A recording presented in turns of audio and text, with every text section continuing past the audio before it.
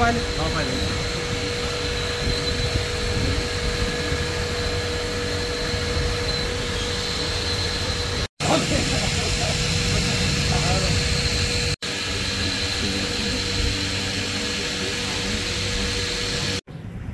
Soybean कापूस उत्पादक शेतकऱ्यांच्या हक्कासाठी मी स्वतः गेल्या 3 दिवसापासून बेमुदत अन्नत्याग आंदोलनाला मातृतीर्थ सिंदखेडराजा जिल्हा बुलढाणा जिजाऊ माँसाहेबांच्या जन्मस्थळामध्ये राजवाड्यासमोर बेमुदत अन्नत्यागाला बसलो आहे। आजचा माझा बेमुदत अन्नत्यागाचा 3रा दिवस आहे। अजूनपर्यंत सरकारने काही हालचाल केलेली नाही। सरकार फक्त दुरून सगळं बघतं आहे आणि पहिल्या दिवशी अन्नत्याग आंदोलनाला बसलो।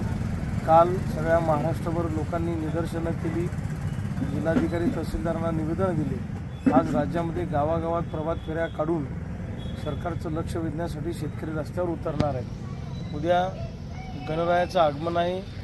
विघ्नहर्त्यासमोर सोयाबीन कापसाची रास मांडून राज्यकर्त्यांना सुबुद्धी देण्याची प्रार्थना सगळे शेतकरी गणरायाला करतील। परवा दिवशी सगळ्या महाराष्ट्रभर चक्काजाम आहे। आता संयमाचा बांध शेतकऱ्यांचा तुटत चाललेला आहे। आम्ही काही भीक मागत नाही आहोत। सोयाबीनला 8,000, कापसाला 10 ते 12,500 भाव खाजगी बाजारामध्ये स्थिर करा।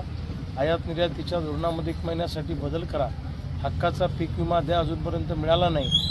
महाराष्ट्रातल्या शेतकऱ्यांना कर्जमुक्त करा। झालेल्या अतिवृष्टीच्या नुकसानीपोटी 100% नुकसान भरपाई द्या। जंगली जनावरांचा त्रास वाचण्यासाठी शेतीला मजबूत कंपाऊंड द्या।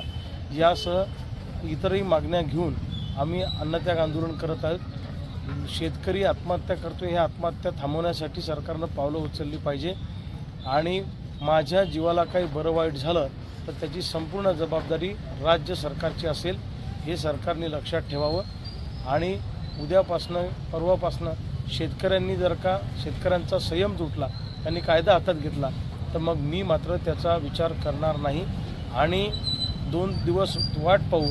अन्यथा समृद्धी महामार्गावर सगळे शेतकरी बैलगाड्या घुसवतील आणि हा समृद्धी महामार्ग अडवून ठेवतील।